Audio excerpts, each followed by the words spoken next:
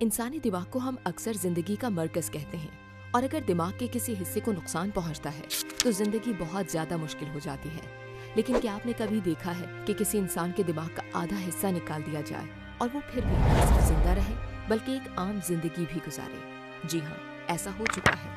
دراصل یہ حیرت انگیز سرجری، جسے ہیمسفیریکٹمی کہا جاتا ہے، عام طور پر ان بچوں یا مریضوں پر کی جاتی ہے جن کے ایک طرف کے دماغ میں شدید بیماری ہوتی ہے، جیسے راسمسنس انسیفلائٹس یا دیگر حالتیں جو بے قابو دورے یعنی سیزرز پیدا کرتی ہیں۔ ان دوروں سے بچنے کے لیے اگر دوائیں کام نہ کریں تو سرجری ہی آخری حل بنتی ہے۔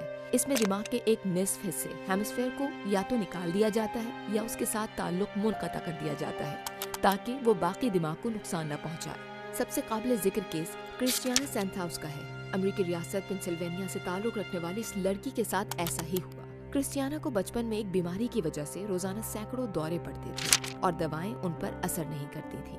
پھر ڈاکٹرز نے فروری 1996 میں کرسٹیانا کی 14 گھنٹے طویل سرجری کی۔ اس دوران اس کے دماغ کے نصف حصے کو نکال دیا گیا، وہ حصہ جو سب سے زیادہ متاثر ہو چکا تھا۔ سرجری کے بعد کرسٹیانا کے جسم کے ایک طرف موٹر سکلز میں کمی ہوئی اور پہلے یوں لگتا تھا کہ وہ کبھی عام زندگی نہیں گزار پائے گی، لیکن ہوا اس کے بالکل برعکس۔ کرسٹیانا نے نہ صرف بیچلرز کیا بلکہ ماسٹرز کی ڈگری بھی مکمل کی۔